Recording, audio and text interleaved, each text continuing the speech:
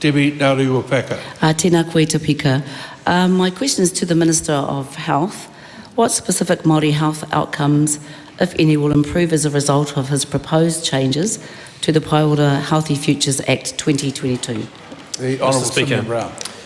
Thank you, Mr. Speaker. Our government is committed to improving health outcomes for all New Zealanders, including Māori. That's why we're passing the Healthy Futures Amendment Bill to ensure the health system is focused on delivery for patients, not bureaucracy. Following previous decisions to remove health targets and restructure the health system in the middle of a pandemic, patients have been left waiting longer for treatment, accountability has been lost, and outcomes have gone backwards for all New Zealanders, including Māori. We're turning that around, and this legislation makes amendments to specifically put health targets into law, which will require every part of the system to focus on delivery, and this will be across all 5 of our health targets: shorter stays in emergency departments, increased immunisations, shorter wait times for electives and specialist appointments, and our faster cancer treatment targets. These changes are about improving outcomes for all New Zealanders, including Māori. Supplementary. What evidence does the Minister rely on to show that defunding iwi Māori partnership boards and removing te tiriti obligations will close the 7 to 8 year Māori life expectancy gap rather than widen it? Well, Mr. Speaker, Section 6 of the Bill of the Act, which is the Treaty of Waitangi Obligations, continues to provide the framework for giving effect for the principles of the treaty.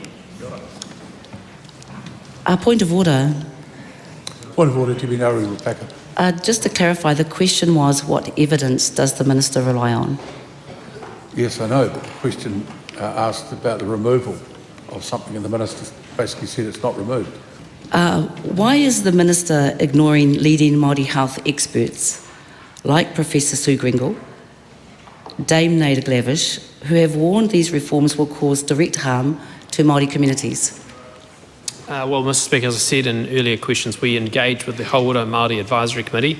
Many of those members appointed under the previous government on these changes, and ultimately the focus here is about improving outcomes for Māori, and all of those health targets which this government has reinstated, which the last government removed, showed that health outcomes went backwards for Māori when the health targets were not in place. We have reinstated those targets, and our focus now is on improving. And I hear Willie Jackson say rubbish. Well, the reality is the rate of immunisations for our Māori tamariki went down from around 90% down to into the 60% under their 6 years in office. We are now focused on restoring the health targets and improving outcomes for all New Zealanders, including Māori.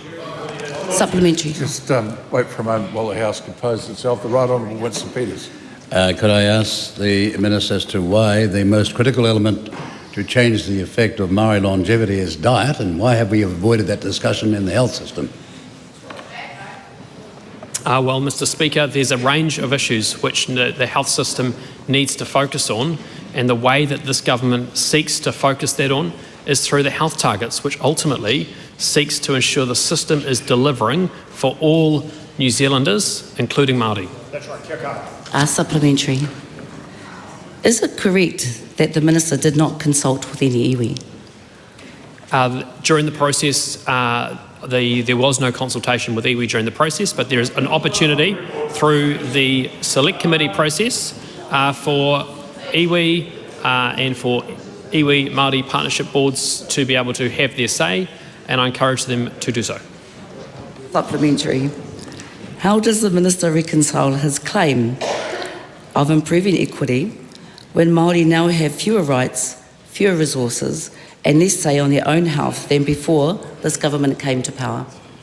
Well, Mr. Speaker, I would put it to you, Mr. Speaker, that when you look at the statistics as to what happened under the last government, when the health targets were removed, the outcomes for Māori went backwards, whether it's shorter wait times in emergency departments. 90% of Māori were being seen within 6 hours. When we came back to office, it was down to 71.6%. When it comes to immunisations for our tamariki, when Labour came to office, 89.3% of 2-year-olds were being immunised. When we came back to office in 2023, it's down to 64.8%. The facts speak for themselves. By reinstating health targets and ensuring accountability of the system, we will improve outcomes for all New Zealanders, including Māori. The extremely racist Te Pāti Māori MPs continually spew outlandish, false and deliberately misleading claims regarding Māori health. Apart from many Māori today having a terribly unhealthy diet, exercise, drug-induced lifestyle which undoubtedly reduces their life expectancy, the fact remains that, since colonisation in 1840, Māori life expectancy has increased dramatically from dying in their early 30s to dying today in their late 70s on average.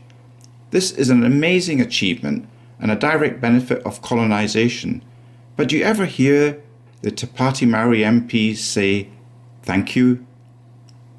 Great to hear Simeon Brown supporting all Kiwis, all New Zealanders, not just Māori.